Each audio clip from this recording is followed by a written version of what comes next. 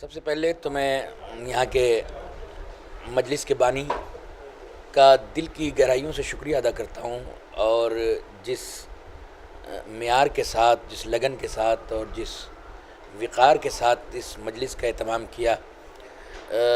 اس کا اجر تو بی بی فاطمہ زہرا سلام اللہ علیہا ہی ان کو دیں گی، لیکن اس سید آباد میں الحمدللہ جو سامعین تشریف لے کر آئے تھے، خود سید آباد کے تو مختصر سے تھے، لیکن الہ آباد اور الہ آباد کے اطراف کے سامعین بڑی کثیر تعداد میں آئے۔ جب میں دہلی سے چلا تو مجھے علم تھا کہ میں ایک چھوٹے سے گاؤں میں مجلس کو خطاب کرنے جا رہا ہوں، تو شاید سامعین جو ہیں وہ اس طرح کی معیاری تقریر کو پتہ نہیں اس کے متحمل ہو پائیں گے یا نہیں ہو پائیں گے، لیکن بزرگ تو بزرگ، جوان تو جوان، میں نے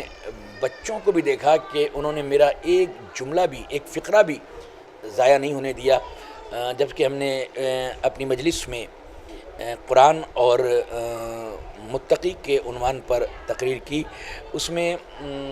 جو ہے قرآن مجید کی آیات اور احادیث اور روایات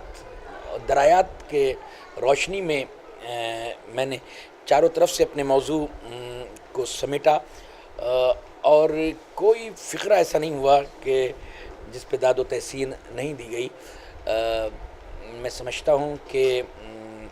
یہاں کے نوجوانوں، یہاں کے نوجوان، اس مجلس کے نوجوان پورے ہندوستان کے سامعین کے لیے ایک مثال بن رہے ہیں۔ ظاہر ہے کہ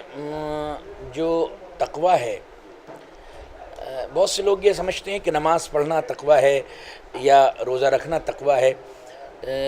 مگر میں نے یہی عرض کیا کہ قرآن مجید میں اللہ نے آواز دی ہے کہ ان اللہ یحب المتقین، اللہ محبت کرتا ہے، تو متقیوں سے ان اللہ مال متقین، اللہ ساتھ ہے تو متقیوں کے ساتھ ہے۔ ازلفت الجنت للمتقین، جنت سمٹ کے آئے گی تو متقیوں کے قدموں میں آئے گی،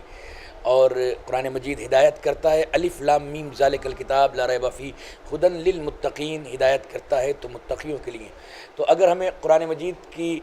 سے ہدایت پانی ہے اور ہمیں جنت کو اپنا مشتاق بنانا ہے تو ہمیں متقی بننا پڑے گا۔ متقی کے لیے ظاہر ہے کہ کیونکہ میں یہ مجلس سے ہٹ کے بات کر رہا ہوں، جو غدیر خم کا خطبہ 1,20,000 اصحاب مصطفیٰ کے ہجوم میں سرکار رسالت مآب نے دیا، اس میں پورے 292 فقروں پر مشتمل خطبہ ہے، جو ایک خطیب اگر پڑھے تو وہ 2.5 یا 3 گھنٹے میں ختم ہوگا، لیکن اس خطبے میں ایک فقرہ ہے کہ یا علی حب کا ایمان و تقویٰ، اے علی تیری محبت ایمان ہے اور تقویٰ ہے۔ تو چاہے جتنی نمازیں پڑھیں، چاہے جتنا روزہ رکھیں، چاہے جتنا رات دن حج کریں، لیکن اگر دل میں صدق دل سے علی کی محبت نہیں ہے تو وہ متقی نہیں ہو سکتا، اور اگر متقی نہیں ہو سکتا تو میں سمجھتا ہوں کہ قرآن سے وہ ہدایت نہیں پا سکتا، اور جب قرآن سے ہدایت نہیں پا سکتا تو جنت اس کی مشتاق نہیں رہتی۔ وہ خود تمنا کر سکتا ہے جنت میں جانے کی، لیکن جنت ول ناٹ ایکسپیکٹ ہم۔